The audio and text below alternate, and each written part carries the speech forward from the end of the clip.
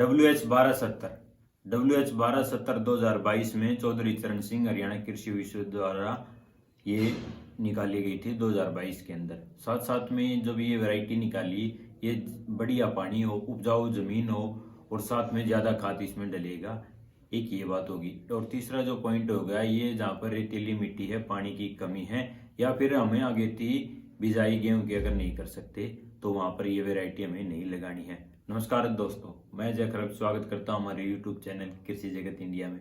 आज A to Z जानकारी जितनी भी होगी WH1270 से रिलेटेड वो सारी हम इस वीडियो में बताएंगे।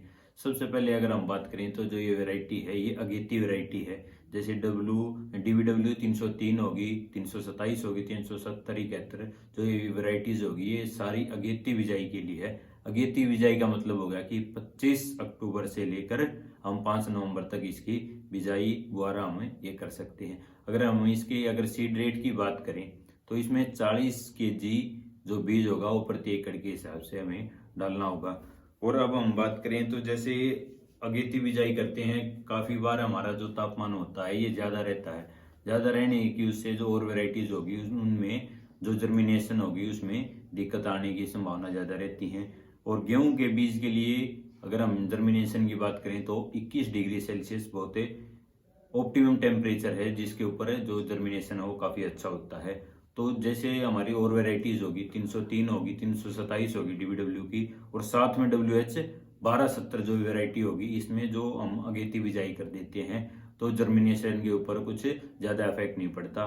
तो ये एक अच्छी वैरायटी इसलिए मानी गई है कि अगर हम अगेती बिजाई भी कर दें तो इसके जर्मिनेशन पे कोई इफेक्ट नहीं होगा। अगर हम बात करें तो इसकी जो बेसल डोज होगी, हमें कितना हमारा खाद जो डालना पड़ेगा, बेसल डोज पे हम 4 से 5 ट्रॉली हमारा जो गोबर की खाद होगी इसको डालना है। और इसके साथ साथ में जो हमारे 1.5 कट्टा या 75 kg हम DAP हमारा डालेंगे, 10 kg हम जिंक सल्फेट डालेंगे, और इसके साथ साथ में 1 कट्टा हमें यूरिया का उसमें डालेंगे, बिजाई के समय हमें डालेंगे। और 40 kg हमें हमारा बीज लेना है।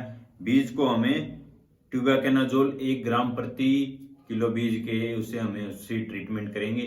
और एक हम कर सकते हैं कार्बोक्सिन या फिर कार्बनडाजिम 2 ग्राम प्रति किलो बीज के दर से हमें सीड ट्रीटमेंट कर सकते हैं। और अगर हम बात करें तो टोटल इसमें कितने कट्टे यूरिया के पड़ेंगे, इसमें 3.5 से 4 कट्टे हमारे यूरिया के पड़ेंगे। जो इसकी जो डोज होगी और 225 जो शुद्ध नाइट्रोजन होगी, जैसे एक कट्टे में 45 किलो में 20.8 कुछ समथिंग हमारी नाइट्रोजन होती है, तो ये हमारे 2.5 एकड़ में 225 किलो शुद्ध जो नाइट्रोजन होगा वो हमारा इसमें पड़ेगा हमारे जो 2.5 किलो में।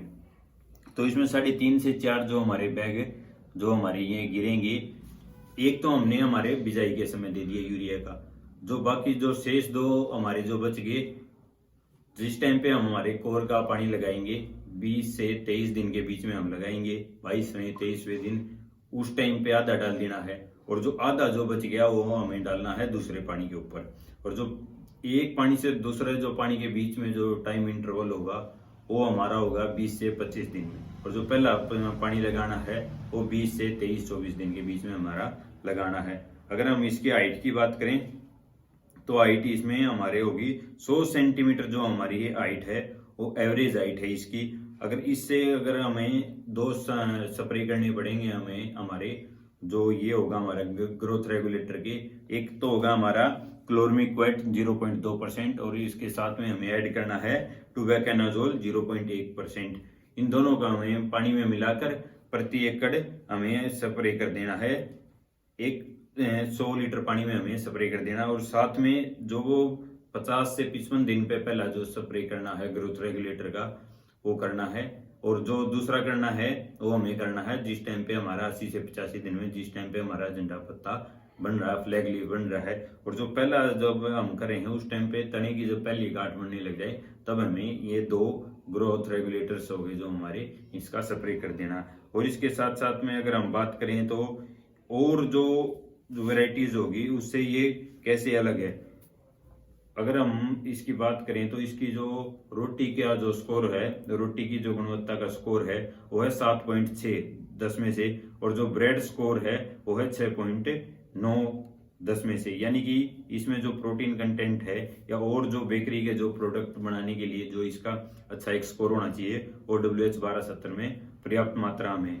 और इसके साथ साथ अगर हम इसमें बात करें तो इसमें जो रस्ट डिजीज रस्ट से प्रतिरोधक क्षमता इसमें पाई गई है, वो चाहे कौन सा भी रस्ट हो, पीला रस्ट हो, येलो रस्ट हो, ब्लैक रस्ट हो या फिर ब्राउन रस्ट हो, कौन सा भी रस्ट हो तो हमारा जो ये WH 1270 इसमें नहीं आएगी। अगर हम इसकी बाली पकने की अगर हम उस ताना अगर दिनों की बात करें तो इसमें 156 दिन में हमारी बाली तैयार हो जाएंगी और बाली जो निकलने की अवस्था है वो हमारी 100 दिन में आ जाएंगी। और इसके साथ साथ 100 सेंटीमीटर इसकी प्लांट की हाइट है। और अगर इसके हम हजार दानों की 1000 हजार दानों की अगर हम बात करें तो इसमें 40 ग्राम इसमें वेट होगा। इसके साथ साथ अगर हम बात करें तो इसको हम कहाँ कहाँ उगा सकते हैं, इसको हम पंजाब, हरियाणा, वेस्ट यूपी और राजस्थान में कोटा और उदयपुर को छोड़कर और कुछ हिस्से जो हमारे जम्मू कश्मीर में हो गए वहां पर भी हम इसको लगा सकते हैं। अगर हम इसकी एवरेज यील्ड की बात करें, उपज की कितनी है इसमें, तो इसमें जो एवरेज यील्ड आई है वो आई है हमारी 75 मन आई है प्रति एकड़ के हिसाब से। और जो ये मैक्सिमम ये आई है 91.57 के करीब ये आई है। 90-95 मन तक ये भी हम बोल सकते हैं निकल सकती है ये। अगर हमें हमारे जो प्रॉपर अगर मैनेजमेंट करें तो ये काफी अच्छी तरीके से हमारे हरियाणा जो पंजाब के जो मेन जो क्षेत्र हो गए जहाँ पर आई जैसे मान लो जो हाई प्रोडक्टिविटी जो लैंड होगी वहां पर इसके काफी अच्छे रिजल्ट आने की संभावना है। यही बातें थी हमारी तमाम जो हमारी WH 1270 से रिलेटेड है कि जिम्मेदार को जाननी बहुत ज्यादा जरूरी थी। उम्मीद है कि दी हुई जानकारी आपको अच्छी लगी होगी। तमाम खेती बाड़ी की वीडियो देखने के लिए, जानकारी लेने के लिए हमारे चैनल को सब्सक्राइब करें। धन्यवाद दोस्तों। जय जवान, जय किसान, जय विज्ञान।